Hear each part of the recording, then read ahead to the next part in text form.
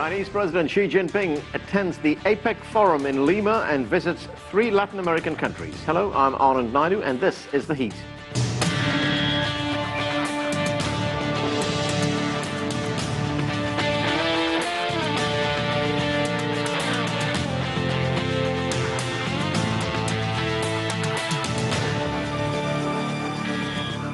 The 24th Asia-Pacific Economic Cooperation, or APEC, leaders meeting took place in Lima, Peru over the weekend. China's President Xi Jinping delivered a keynote speech where he called for more open and free trade and pushed for moving forward with a free trade area of the Asia-Pacific. China is now Latin America's second largest trading partner and a major source of investment.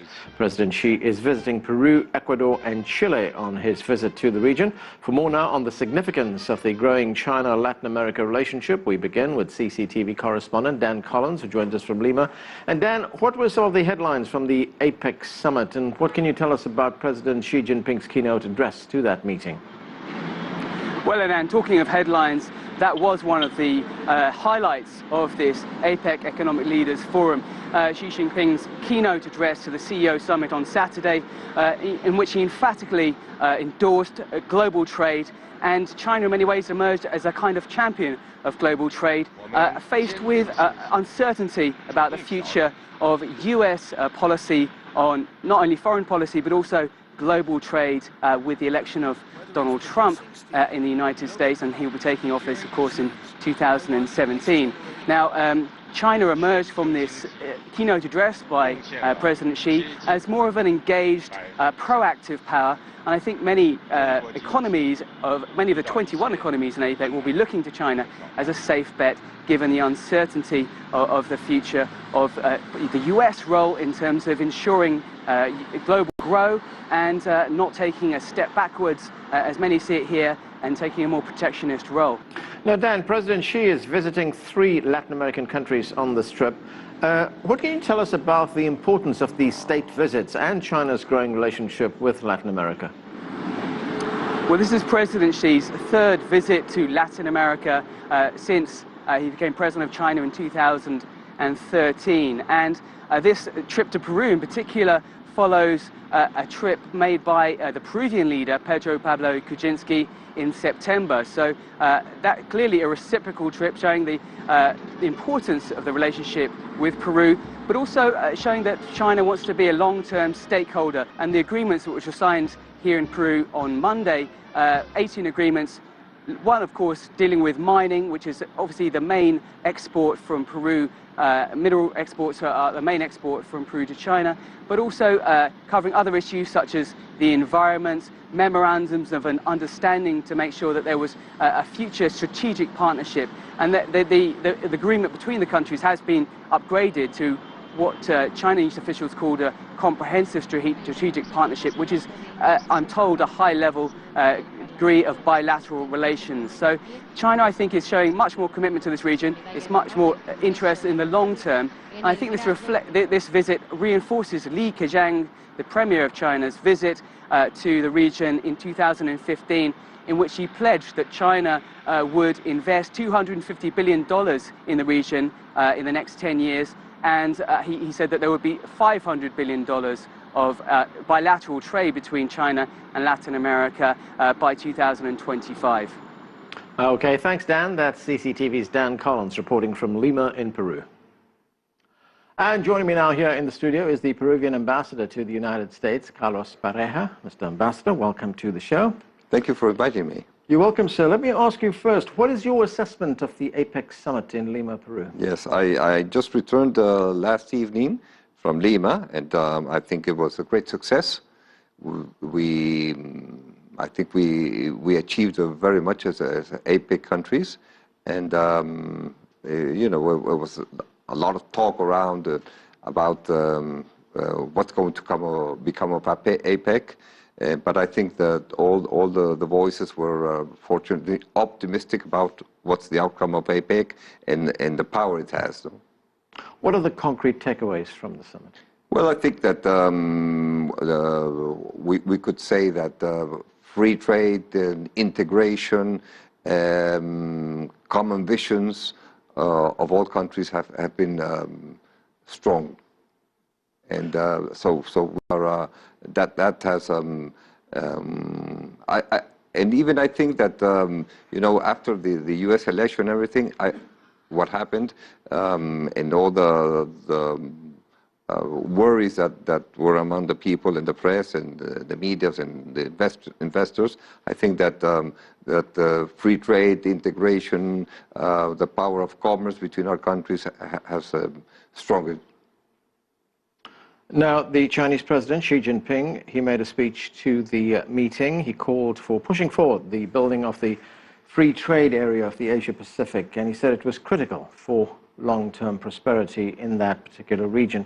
How important is it for Latin America to move ahead with that initiative? Yes, I was present during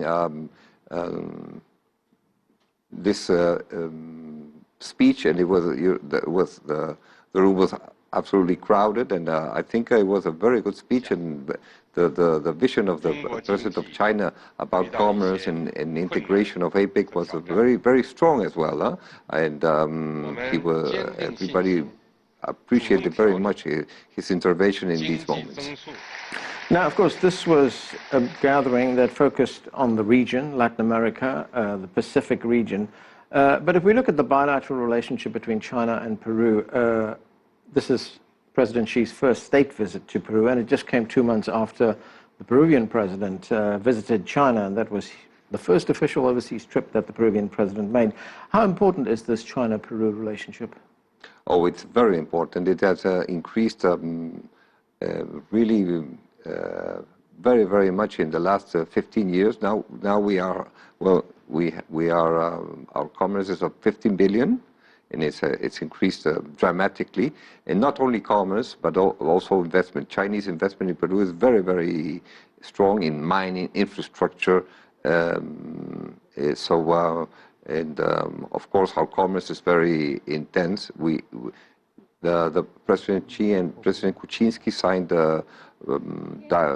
several agreements. I think about 10 agreements, all about commerce, about cooperation, about integration between our two countries. So the relationship is very, very strong, and that is why President Kuczynski, since he was president-elect, said his first official visit was going to be to China. He did this visit. It was a long visit, almost for a week.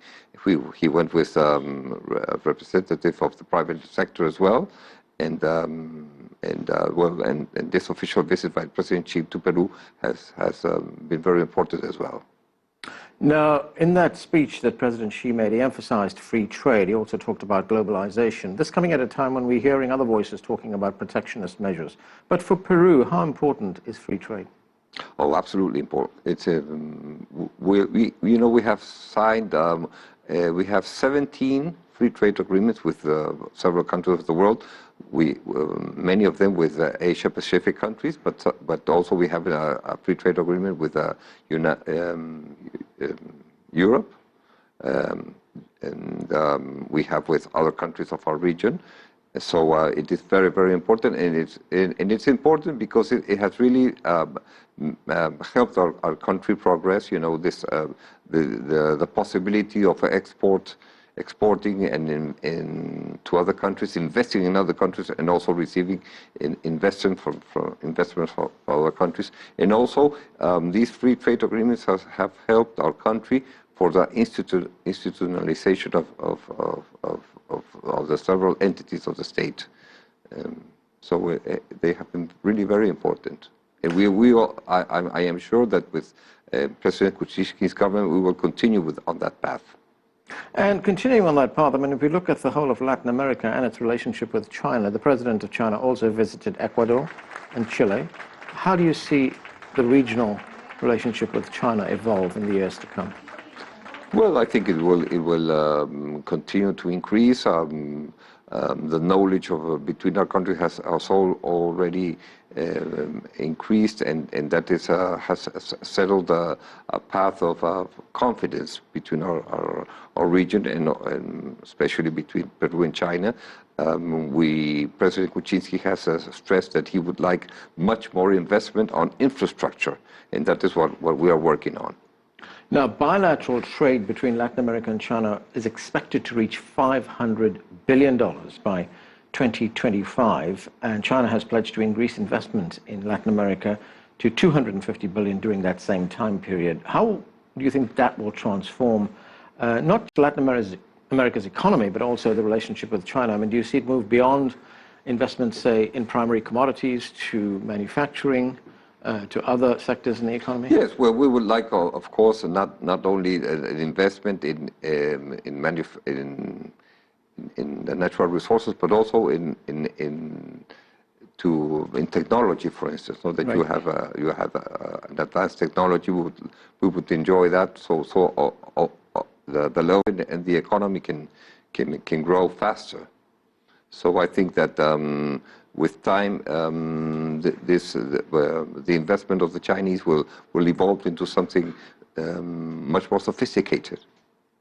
Now, if we look at China, it's a developing country, but it's used an economic model that's allowed it to grow very quickly over a relatively short space of time. Is there something that other developing countries like Peru could emulate when we look at the Chinese model?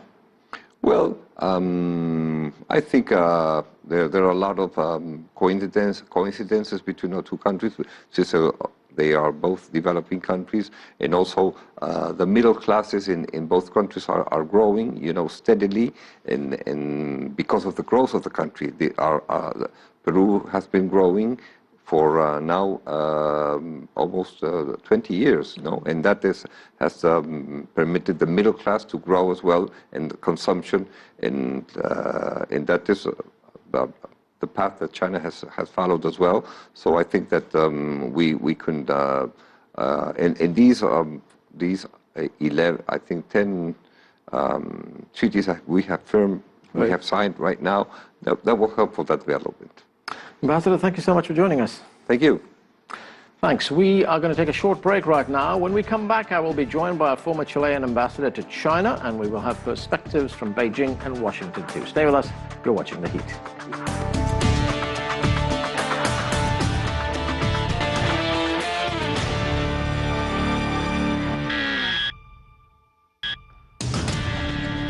Welcome back to the show. We're talking about the APEC forum that took place in Lima, Peru over the weekend, and we're discussing the growing relationship between China and Latin America as Chinese President Xi Jinping visits 3 countries in the region. Joining me now from Santiago is Fernando Reyes Mata. He is a former Chilean ambassador to China. Also with us from Beijing is Jiang Shichu. He is the director of the Center for Latin American Studies at Shanghai University. And with us here in the studio is Eric Farnsworth. He is the Vice President of the Americas Society and Council of the Americas. Welcome to all of you to the show. Ambassador Reyes Mata, let me start with you. President Xi Jinping is visiting Chile as part of his 3-nation Latin American tour. This is his 3rd visit to the region since he took office 3 years ago. He told the APEC meeting, which just finished in Lima, Peru, and these are his words. He said, "We are standing at the start of a new phase. Let us contribute our mutual efforts to the establishment of a China-Latin America community of shared destiny." How significant is this visit by the Chinese leader for your country, Chile? Well, I think it's important to underline something. The President Xi Jinping had these great values that is never before a Chinese leader has known Latin American as the President Xi Jinping. He visited before our reality. So he understands what is the possibility for the new bridge, the new common dialogue between China and Latin America. What, in my opinion, is the most important challenger is for us. For the Latin American and the Caribbean country, we need to understand what happened now in China. What means the new normal? What means the new economic development? What means the innovation as an essential part of the new reality in China? We need to put the connection between China and Latin America, China and Chile particularly, in this new level. We need to create other field for the common links. That's my reaction.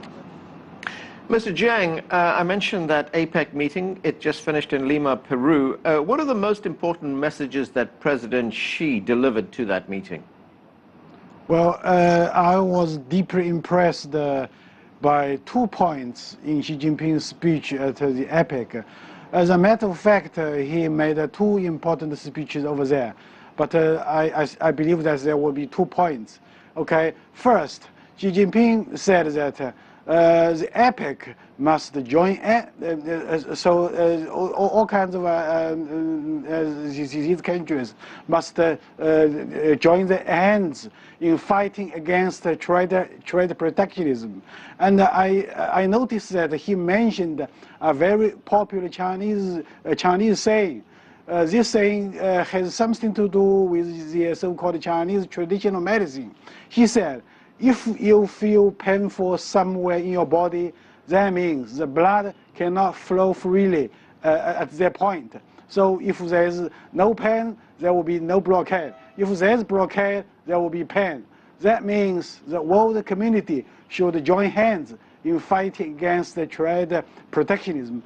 It is a tragic fact that everybody in the world can see that trade protectionism is on the rise over the past several years. So we must fight against this kind of tendency. Secondly, I'm deeply impressed by the confidence of President Xi Jinping in his speech in the Chinese economy.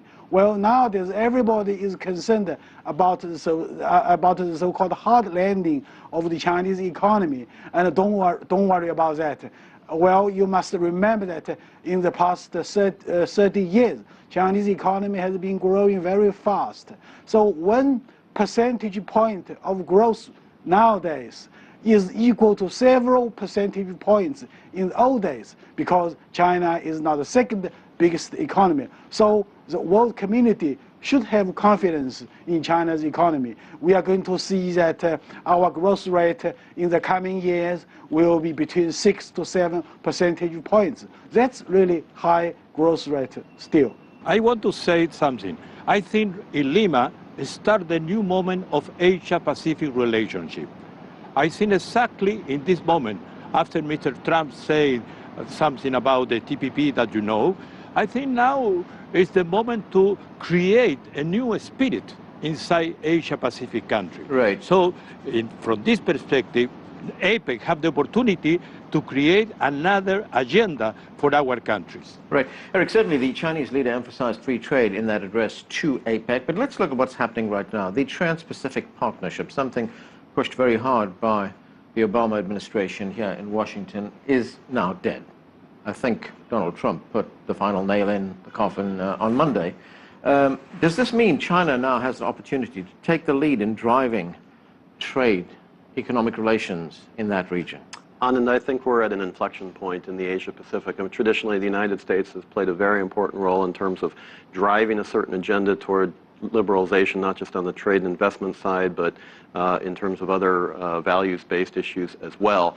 It's very clear that based on the vote here in the United States on November 8th, that the American public is looking for a new direction and voted for Mr. Trump, who clearly, as you indicated, has suggested that the United States will pull out of the Trans-Pacific Partnership. So I think we have to assume that he's going to do that, and TPP is indeed dead. What that means is there's a huge opportunity for the leader of China, and I saw that personally at the APEC meetings. I was there, and I saw the president's speech, and he very clearly laid out an agenda with China at the middle, saying to the Latin American and other leaders who were there, come join us, we're moving forward. He didn't say anything about the United States or about TPP, but it was implicit. If there are other places and other countries who don't want to join us, that's fine, but we're moving forward and we encourage you to join us. So there's a huge opportunity here for China, and I think the Chinese leader has seized that. The question is, does this opportunity get realized? Does it get implemented? It's a very strong vision, but that's what it is at this point, and it needs to be fleshed out, it needs to be implemented, and there are some realities here. There's geographic distance, there's history, there's culture, there's language barriers, and we also have a certain difference in value structures between and among governments. So this is not a certain path ahead, it's not necessarily a straight line, but it's a massive opportunity, and again, from what I saw, we could very well be at a global inflection point where you're having a shift in the strategic paradigm right now in the Asia-Pacific. Right. There is an alternative plan. That is the free trade area. I'll get to you in a moment, Ambassador. That is the free trade area of the Asia-Pacific, the FTAAP, which is, of course, championed by China.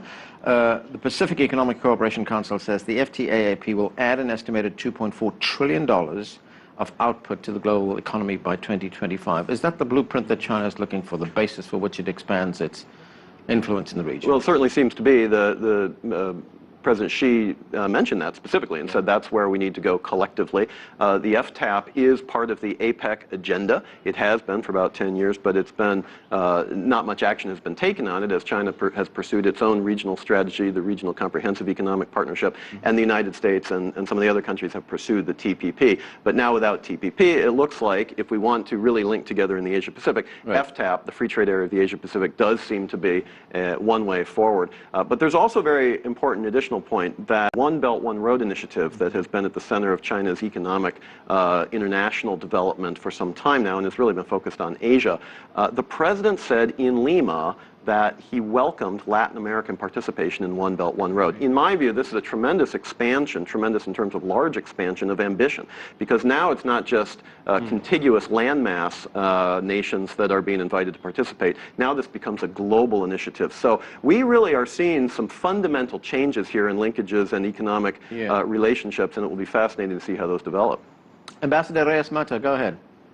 No, I say that in this framework that you mentioned, I think it's important to understand something. Latin Americans will live in a triangle. The triangle is United States, China, Latin America. This is the reality. But what means that for the 21st century? That at the same time, we will have some links with United States, obviously. But for other side, we have a strong link with China and other Asia-Pacific countries. This interaction means that today, this country, Latin American country, my country, have the opportunity that we can call the multi-links, multi-pertenency in the diplomatic field, in the diplomatic arena, international arena. That is the possibility to create some particular connection, some particular common interest, win-to-win, between Asia-Pacific, China particularly, and another, with this area, with this continent. That is the important.